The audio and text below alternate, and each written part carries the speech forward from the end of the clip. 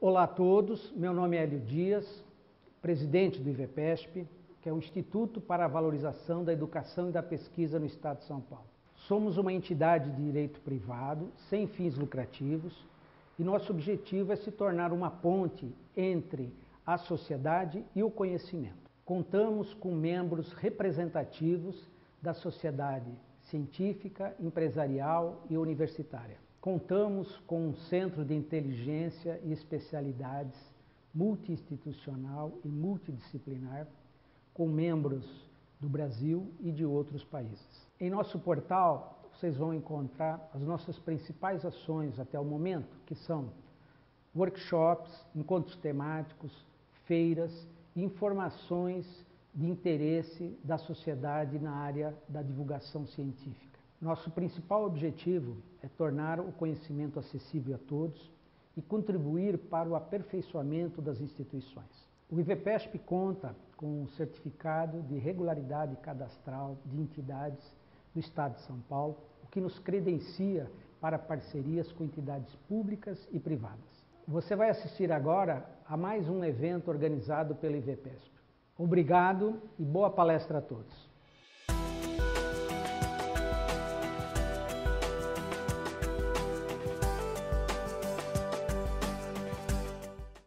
Senhores, em primeiro lugar, muito boa noite, obrigado pelo convite. Meu nome é Sérgio Zanetta, eu sou um velho médico sanitarista do Departamento de Medicina Preventiva da USP, mas estou há 5 anos na diretoria de filantropia do Hospital Sírio-Libanês e temos trabalhado com alguns dos projetos de apoio ao Sistema Único de Saúde.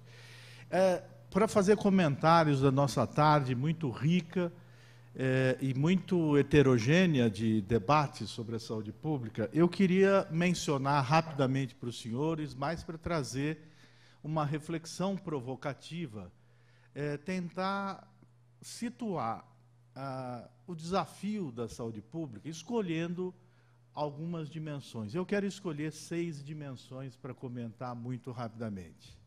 A primeira dimensão é que nós vivemos um quadro internacional de ajustes e discussão dos sistemas nacionais de saúde. Não é à toa que Barack Obama teve paralisado, né, o seu governo. O primeiro mês do ano, ele não pagou os funcionários públicos, deu licença não remunerada, por um problema sutil. Ele tem 40 milhões de pessoas sem nenhum tipo de cobertura. Dos programas que são financiados privadamente, quem tem até trabalha em empresas com mais de 50 trabalhadores tem seguro-saúde, quem é idoso, quem tem uma situação de deficiência ou crianças de famílias muito pobres, tem auxílio de programas de saúde de financiamento público. Medicare, Medicaid e o Programa das Crianças. Mas 40 milhões de americanos não têm nenhum tipo de cobertura. Nem são pobres suficientes ou têm deficiências num determinado grau e também não trabalham em empresas com mais de 50 funcionários. Este não é um problema, é um problema grande para o sistema que o Obamacare, que é uma espécie de subsídio para que a pessoa possa comprar seu plano de saúde. É quase singela o projeto de saúde, o tal do Obamacare.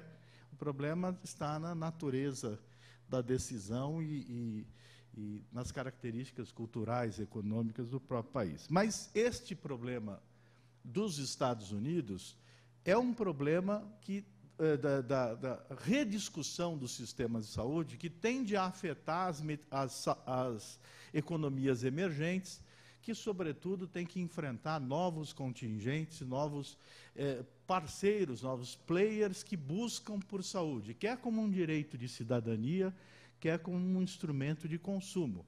Se eu falar do Brasil, nós temos uma mobilidade social, uma população que busca acesso, busca qualidade, e isso é responsável por alterações no mercado e na disponibilidade de serviços de saúde. Portanto, a primeira questão é a questão dos sistemas nacionais de saúde, dos sistemas de saúde serem o assunto da vez e um assunto cada vez mais importante para, sobretudo, nós, médicos e os profissionais de saúde, estarmos atentos.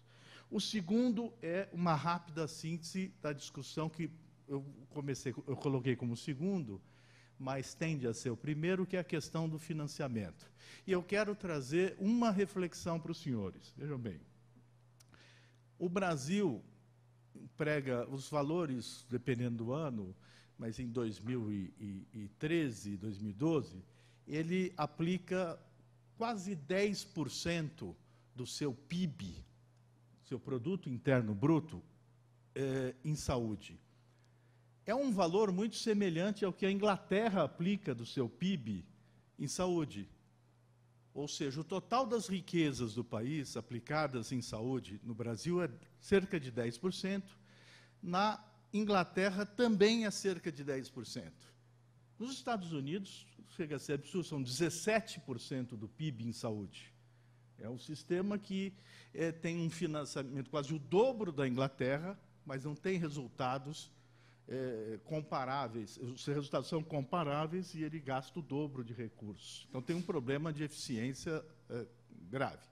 E o sistema de saúde inglês tem 100% de cobertura. Mas nós gastamos 10%. A diferença é que a Inglaterra é um país rico. O per capita que se emprega em saúde é 4 vezes o do Brasil. Então, nós perguntamos, nós vamos poder crescer o nosso gasto em saúde muito além de 10%, 11% do PIB? Não é esse o comportamento do financiamento no mundo. Então, o problema da saúde é um financiamento, um dos problemas graves da saúde é financiamento, mas isso tem limite. O limite parece que está muito próximo do nosso horizonte. Nós vamos aplicar 11% do PIB, é uma enormidade. Chegar a isso é um grande desafio, vejam bem. Hoje, no Brasil, portanto, o Brasil tem que, em primeiro lugar, melhorar a sua economia, ficar mais rico, para que, com um percentual do PIB de 10%, 11%, eu consiga dar conta de outras tarefas. Mas há uma questão fundamental. Por exemplo, o orçamento do Ministério da Saúde esse ano é de 106 bilhões de reais. E com o orçamento do Ministério, mais o dinheiro dos municípios e estados, isso chega a 240 bilhões de reais, 230 bilhões de reais, para cobrir 200 milhões de habitantes.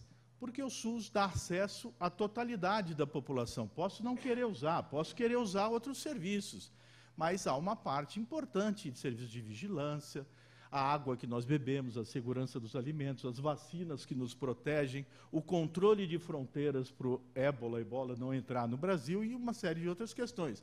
O transplante é público, os sistemas privados não cobrem, a saúde suplementar não cobre a maioria dos transplantes, então, que é uma das forças do nosso sistema de saúde.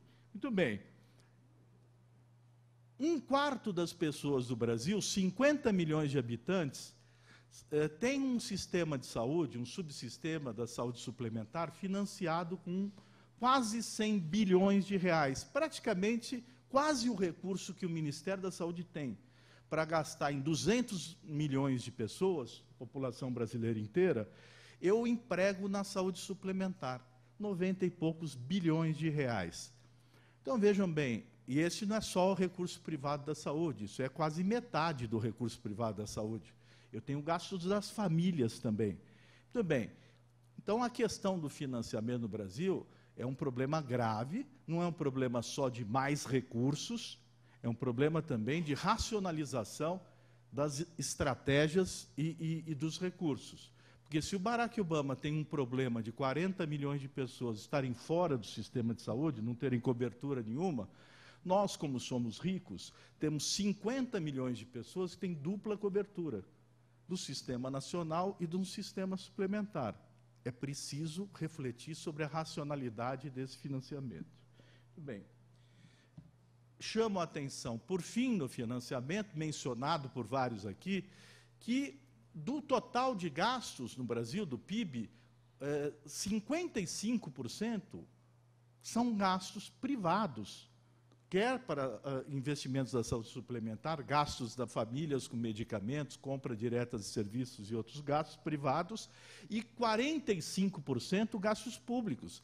A minoria do PIB em saúde é de gastos públicos, 45%. Vamos comparar com o Sistema Nacional de Saúde? Na Inglaterra é mais de 80%, 82% são gastos públicos em saúde. E apenas do total do PIB inglês, 18% do gasto em saúde é privado. Portanto, um PIB percentualmente o mesmo, eles gastam 82% de gastos públicos e nós 45%. Realmente, os desequilíbrios também estão aí. Não basta só eu crescer o gasto público. No Brasil, eu não vou conseguir gastar 16% do PIB. Eu tenho que racionalizar a utilização desses recursos. Nenhum país consegue ter um sistema tão segmentado como nós temos. E é este um aspecto que vou comentar. Então, a segunda questão é o financiamento com essas dimensões que eu chamo a atenção dos senhores, me parece importante. A terceira é a questão da necessidade e da absoluta carência relativa e absoluta de recursos humanos qualificados. Nós trabalhamos no mercado de saúde, nós atuamos num setor de ponta da assistência à saúde, todos atuamos na área da saúde, e sabemos a dificuldade que temos de encontrar profissionais no mercado que tenham a capacidade de assumir um posto de trabalho e, a partir daí, desenvolver suas atividades. As empresas, as instituições têm investido na formação, no desenvolvimento de pessoas, para além da formação universitária deles. Nós precisamos, temos um grande esforço de mais recursos humanos qualificados. Faltam médicos no Brasil, como faltam médicos em vários lugares do mundo. O Sistema Nacional de Saúde inglês importou muitos médicos indianos, muitos médicos paquistaneses, até o recente filme sobre a Lady Di, inclusive, ela era namorada de um cirurgião cardíaco paquistanês. Quem assistiu o filme tem a oportunidade. A realidade do sistema de saúde inglês foi aproveitar das relações do Império Britânico para resolver um problema que o Sistema Nacional de Saúde inglês resolveu nos últimos 100 anos. É um problema nosso. Nós precisamos resolver a questão do mercado de trabalho médico e da disponibilidade de trabalho médico no país continental. Há um problema corporativo a ser enfrentado, mas há um problema também de mercado e um problema de cidadania a ser enfrentado pelo Sistema Nacional de Saúde. Eu chamo a atenção, portanto, que, se os senhores virem no jornal, o Canadá está recrutando enfermeiros, inclusive brasileiros. Então, os países têm procurado buscar profissionais em cada um dos setores para complementar a sua equipe de trabalho, né?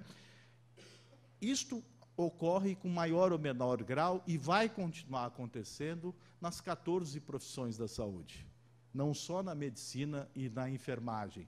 O que ocorre é que há uma grande expansão dos mercados, e este não é um fenômeno de curto percurso ou de curto fôlego.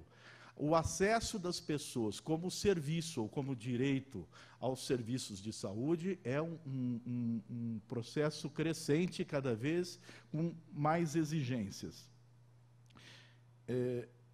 E sempre exigindo qualidade. Nós falamos frequentemente que faltam profissionais nos vazios continentais do Brasil. Nas áreas amazônicas, faltam médicos, senhores, na zona sul de São Paulo. Faltam médicos no Grajaú, faltam médicos no Marcilac, onde nós temos uma aldeia indígena em plena cidade de São Paulo. Faltam médicos na extrema zona leste de São Paulo, em Cidade Tiradentes. E não faltam médicos porque não se paga bons salários, faltam médicos porque, de fato, temos questões culturais envolvidas e temos questão de mercado. Eu tenho uma baixa disponibilidade de profissionais para um mercado em expansão e crescente. A quarta coisa, rapidamente, são a necessidade dos sistemas de informação integrados. Não é mais possível trabalhar com informações, sem informações dos sistemas de saúde, o que explicitamente nos manejos clínicos específicos eu chamo de saúde baseada em evidências. Mas eu não posso mais trabalhar os subsistemas e os sistemas sem informações que ultrapassem o eu acho sobre o manejo das patologias, o manejo do sistema de saúde. Então é preciso ter uma gestão e uma operação dos sistemas baseado em técnicas e baseado em informações, e isso, daí a necessidade de grandes sistemas de informação. O quinto ponto que eu mencionaria é que eu sou de uma geração criada com uma ideia formativa de competição. Hoje em dia, nós temos mudado significativamente esses conceitos. A cooperação se incorpora em todos os setores da nossa atividade. Talvez por isso que as novas gerações e os profissionais mais atualizados tendem a trabalhar melhor em equipe, porque compreendem a natureza do conhecimento, das técnicas e das novas práticas. Eu diria que a matriz do mundo é a coopetição. A cooperação, às vezes, entre contendores tradicionais. Uso um exemplo fora da saúde. Vejam bem, o Banco Bradesco e o Itaú levavam suas cargas de recursos, seus malotes, para o Acre em aviões diferentes. Hoje eles partilham o mesmo sistema de segurança, logística, para levar seus aviões. Quando chega o dinheiro lá, eles competem pelo mercado, mas eles cooperam em algum momento da sua operação. A ideia de que eu posso ter pontos de cooperação, mesmo entre contendores ferozes, é um dos princípios dos novos sistemas e da nova organização. E daí surgem os vários princípios de redes cooperativas, que não precisam ser cooperativas em todos os pontos, mas que elas têm pontos comuns de cooperação. Então, essa nova vertente, eu acho que deve ser estendida, sobretudo, a nossa relação público-privada no Brasil. Nós precisamos competir entre o público e o privado pelos resultados em saúde.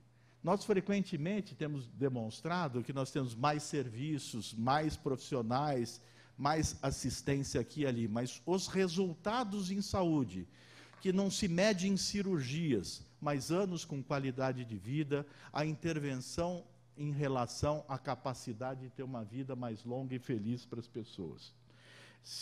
Isso tem importância, sobretudo, se eu olhar para a dimensão que existe entre o público e o privado no Brasil. Apesar da afirmação de um sistema público desde a Constituição de 88, o sistema sempre foi misto e os discursos têm impedido, frequentemente, que as áreas públicas e privadas se enxerguem plenamente. E daí é o sexto ponto que eu quero comentar, da competição entre o público e o privado. É preciso aumentar a capacidade de escuta e a visibilidade. Há muita construção de culturas e tecnologias no público que podem interessar muito ao mundo privado. O público faz muito melhor ações de prevenção. Ele consegue controlar suas populações e controlar intervenções com um manejo clínico de prevenção, de promoção de saúde adequado do ponto de vista populacional, que traz resultados diferenciais para algumas patologias. Da mesma forma, o privado tem uma construção de gestão de tecnologias associadas à gestão, ao financiamento, à própria organização do processo de trabalho. E tem em comum, entre todos eles, a ideia de que o financiamento é único, que o país tem um conjunto de riquezas para partilhar e que não é possível haver uma competição predatória ou permanecer a competição predatória dentro do mundo da saúde, não só entre concorrentes de mercado, mas entre o mundo público e o privado, e que tem recursos em comum pelos quais é possível construir algumas racionalidades, que, se não forem construídas no plano da cooperação, tendem a ser forçadas pelo plano da judicialização. A judicialização é um problema para as secretarias de saúde. Foi mencionado aqui o quanto a Secretaria de Estado da Saúde gasta com a judicialização do acesso à saúde, mas é um problema para os privados. Hoje, a saúde suplementar e os prestadores de saúde, serviços de saúde, têm sido frequentemente, têm recebido demandas crescentes, judicializadas e garantido frequentemente assistência através da judicialização. Esses são, portanto, os 6 pontos que eu destaco, talvez, sejam, em termos de desafios, as principais questões que eu traria para a questão da saúde. Nós, concluo com essas palavras, nós temos um desafio adicional que eu chamaria da 7ª dimensão. Nós temos no nosso sistema de saúde, além de 14 profissões da saúde, nós somos um sistema multigeracional. Nós temos médicos que são testemunhas oculares da história, que discutem desde o Prev-Saúde, sabem o que é o INAMPS, atenderam pelo INAMPS. Então, alguns ainda são médicos federais que viveram uma situação em que 25% do recurso da Previdência vinha para a saúde e atendia 65% da população. Esse sistema foi ficando cada vez pior, mas teve seu auge anteriormente. Era um financiamento lastreado com esses recursos e foi muito pródigo para o mercado. Depois da Constituição de 88, nós perdemos esse dinheiro da Previdência e tivemos que remontar o sistema todo com recursos de impostos. O professor Adib Jatene, com muita clareza, num momento preciso da atividade do país, lutou e implantou o CPMF, que colocou 40 bilhões de reais, dinheiro de hoje, para dentro do sistema de saúde. Não há ninguém da saúde que possa ser contra o CPMF, que tira centavos do movimento financeiro e injeta diretamente na área da saúde. Nós precisamos rever nossas metodologias de ensino, porque nós estamos falando para uma nova geração de profissionais e de estudantes de medicina. Minha filha, hoje no 3º ano da faculdade de medicina, não aprende do mesmo modo que eu aprendi no final da década de 70, início da década de 80. O nosso desafio, portanto, é intergeracional e essa questão multicultural, intergeracional, se coloca como mais um dos nossos desafios. Não há problema simples em saúde e em saúde pública. Sempre que você se deparar com uma solução simples, pense bem. Você deve estar diante de uma solução limitada que só contempla parte da verdade. Problemas complexos normalmente exigem soluções complexas. Era isso, obrigado. Desculpe.